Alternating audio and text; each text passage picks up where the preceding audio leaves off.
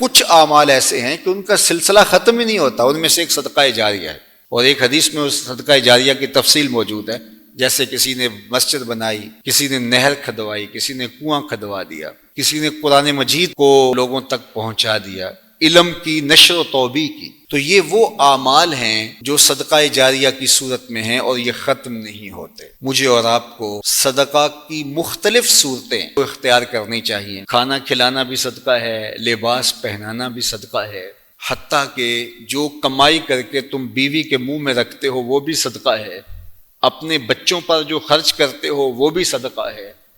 تم نے کھیتی لگائی اور چڑیاں آ کر کے دانے چگ گئیں، اللہ وہ بھی صدقے کے کھاتے میں لکھتا ہے.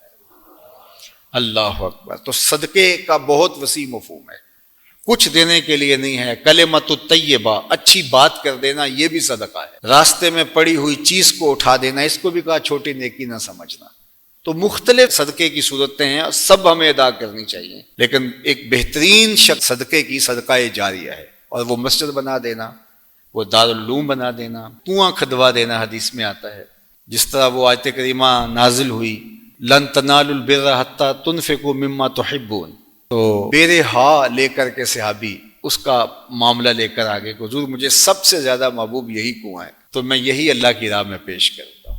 اللہ اکبر. دور موجود کے اندر جن علاقوں میں پانی نہیں ہے، RO پلانٹ وہاں لگا دینا، یہ کنواں کھدوانے کا دور موجود کے اندر ایک منظم طریقہ ہے. بلکہ ہمیں نیت کرنی چاہیے. آپ کو بھی کہتا ہوں اور میں خود بھی اس کی نیت کی ہے، اور انشاءاللہ اللہ نے توفیق دی تو ہوگا بھی، کہ ہر شخص ہم میں سے ارادہ کرے. جس کے پاس مال ہے وہ تو کرے ہی کرے، جس کے پاس مال نہیں ہے وہ بھی کرے، اللہ اسے مال دے گا.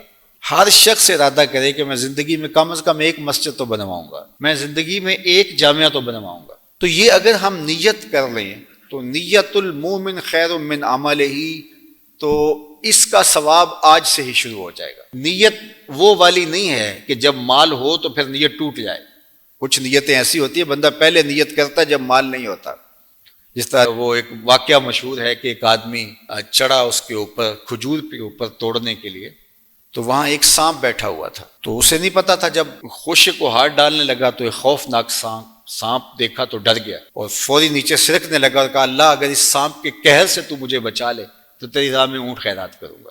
اور نیچے سرکنا شروع، یوں اترتے اترتے نصف تک آ گیا اور سانپ کا خطرہ بھی ٹلا نہیں ہے. تو کہنے لگا اللہ اگر تو مجھے اس سانپ سے بچا لے تو تیری راہ میں بکری خیرات کروں. پھر زمین کے تھوڑا سا قریب آ گیا اور کہنے لگا اللہ تو اگر اس سانپ سے مجھے بچا لے تو مرغی دوں. اور پھر چھلانگ لگاتے ہوئے کہا مالک میرے گھر میں ایک انڈا پڑا ہے، وہی تیری راہ میں جا کے خیرات کر دوں گا. تو اونٹ سے چلا اور معاملہ انڈے تک پہنچا. یہ صادق النیہ نہیں ہے. اللہ کے محبوب علیہ السلام نے حضرت ابو کبشہ الانماری سے ایک روایت ہے، اس میں فرمایا لوگ چار طرح کے ہیں، ان میں سے دوسری قسم کے لوگوں کا ذکر فرمایا وہ شخص جس کے پاس مال نہیں ہے لیکن اللہ اس کو شعور دیا ہے، فہم دیا ہے، علم دیا ہے. آگے لفظ ہے فہو صادق النیہ، لیکن وہ نیت کا بھی سچا ہے. وہ کہتا ہے کہ اگر میرے پاس مال ہوتا لعملت بعمل فلان، تو جو مالدار لوگ اللہ کی راہ میں خرچ کر رہے ہیں میں بھی ایسے ہی کرتا. اور وہ ایسے اوپر سے نہیں کہہ رہا جب مال آ جائے تو پھر جائے.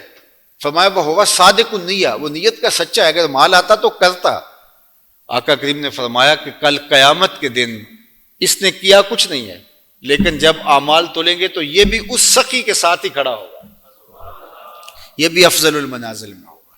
تو نیت کر لینی چاہیے کہ صالح اعمال بجا لائیں، صدقہ کریں، اور صدقہ جاریہ میں مجھے آپ کو سچے دل سے اگر اللہ نصیب کر دے تو پھر یہ کوئی مشکل نہیں ہے، اور یہ سب کچھ یہاں رہ جانا ہے. اور وہ تو ہمارا کفن بھی میلا نہیں ہوتا کہ سب کچھ بانٹ لیا جاتا ہے. میاں صاحب بولے جاندی واری ڈرونا بنے ہوتے، ہاتھ نہ لاندے ڈر دے، جنہ لئی تو پاپ کمایا جو کتھے نہیں تیرے کر دے.